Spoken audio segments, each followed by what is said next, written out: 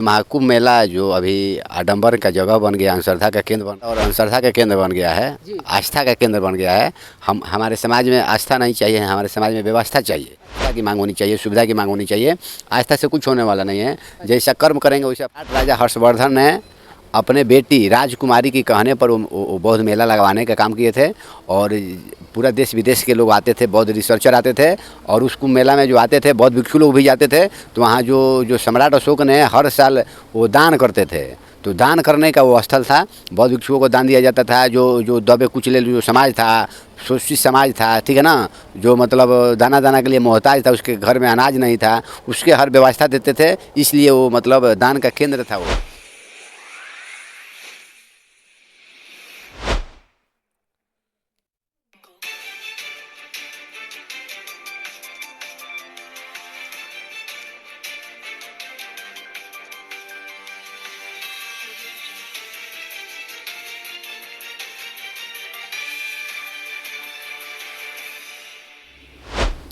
नमस्कार, आप देख रहे हैं सोशल मीडिया और आपके साथ मैं हूं बैजनासी और देखना चालू कर दिए हैं बीएन मीडिया न्यूज़ पर।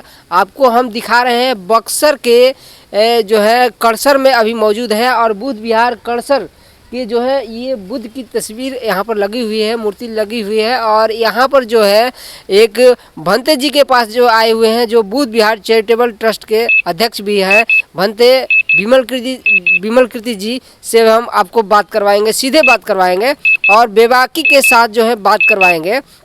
इससे पहले आपको हम बताते चले कि जो है अभी उत्तर प्रदेश के प्रयागराज में जो मेला लगा हुआ है, महाकुंभ मेला, जिसमें लाखों की संख्या में जो है वहाँ पर भीड़ उमड़ी हुई है।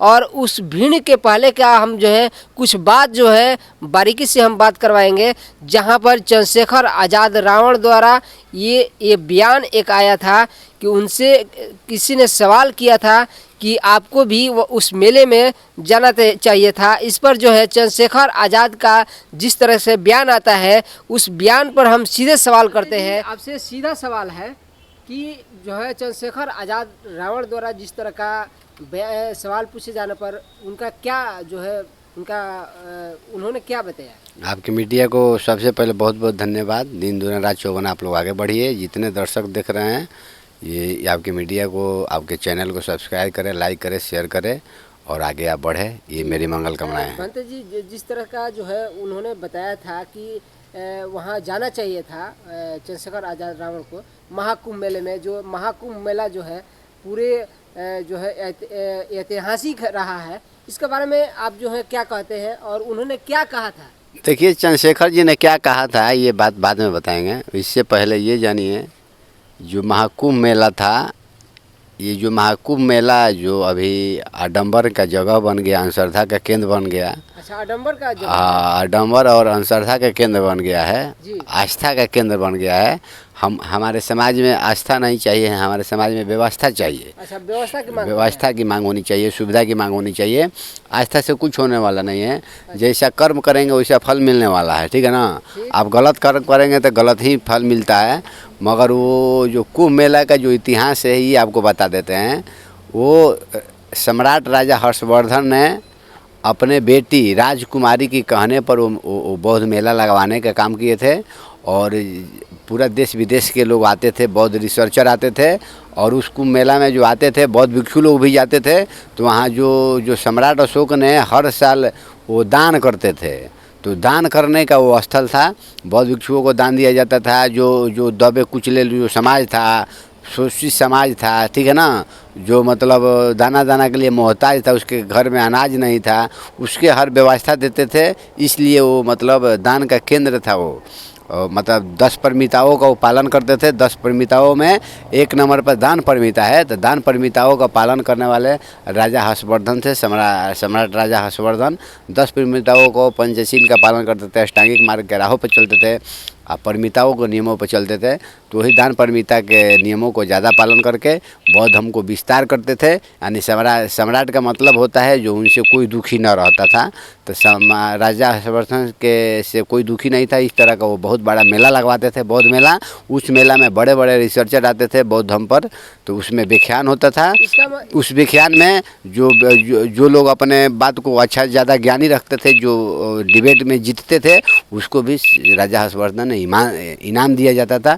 इस तरह का मतलब का हम महाकुंभ मेला है। महाकुंभ मेला जो है वो बौद्धों को जितने जो अंधश्रद्धा का भी केंद्र बन गया है। हमारे जितने बहुजन समाज के जो उपासक उपासिकाएँ हैं, भीम अनुयायी हैं, अशोक अनुयायी हैं, सब लोगों को अपने महापुरुषों का जो विरासत है कुंभ मेला, उस पर जाकर कब्जा करना चाहिए, अपना प्रदर्शन दिखाना चाहिए, अपना वहाँ मेला लगवाना चाहिए। इस तरह का मतलब धम्म रैली निकालना चाहिए बौद्ध भिक्षुओं को जाकर, उपासक उपासिका पंचशील धम्म ध्वज के माध्यम से पूरा कुंभ मेला को बौद्धमय करना चाहिए। इसलिए कि बौद्ध मेला बौद्धों का था, तो बौद्धों का ही वहाँ होना चाहिए, अपना हक अधिकार वहाँ जताना चाहिए। उसको हैक कर लिया गया, हैंग कर लिया तो उसका काम है, हमारा मेरा काम है। वो जो करना वाला हो अपना काम करे, मेरा जो करना है मैं अपना काम को।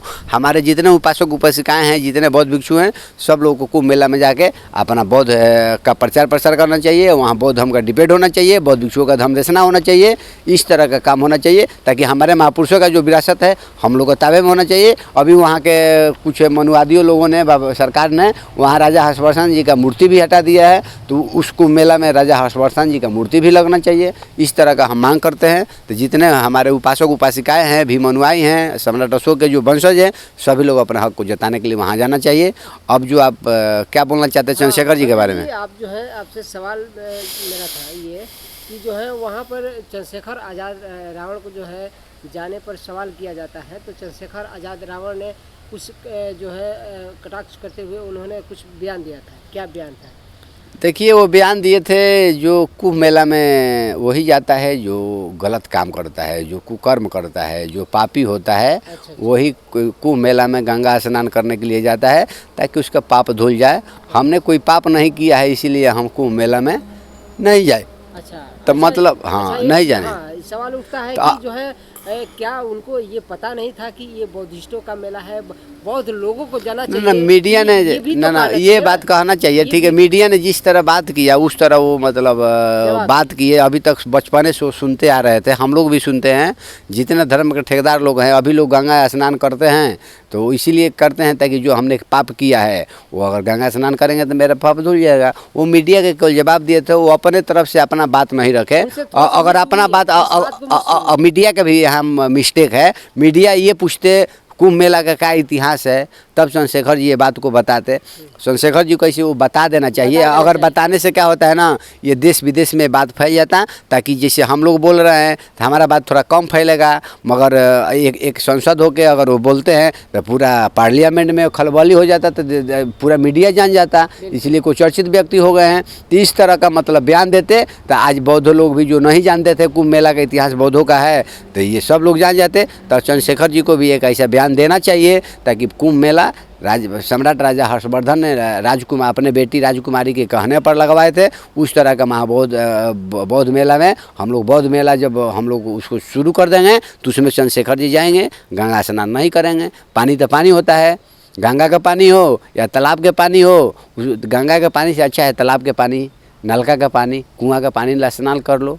ज़्यादा अमीर हो तो आरओ के पानी से स्नान कर लो, मगर गंगा नदी के पानी से स्नान करने से आपको पाप धुलने वाला नहीं। वहाँ पर नागा साधु बहुत जुटे हुए हैं, नागा साधु पर क्या कहें? देखिए, नागा साधु का मतलब क्या होता है आप तो समझ रहे हैं, उसके बारे में ज़्यादा खुलेआम नहीं बोलना चाहिए। नागा मतलब समाज जो माँ बहन बेटी के सामने अगर व्यक्ति कोई नागा बन के खड़ा हो जाए तो माँ बहन बेटी कितना शर्म करेगी। इस तरह का मतलब संस्कार नहीं होना चाहिए। मतलब ये सब नहीं बोलना चाहिए। ये सब चाह के भी हम इसमें बोलना पसंद नहीं करते, इसलिए कि हम लोग बनते हैं और विनय और शील में रहते हैं। हम लोग अपने मुंह से सम्यक वाणी हमेशा बोलते हैं और सम्यक नहीं बोलते हैं, इसलिए असली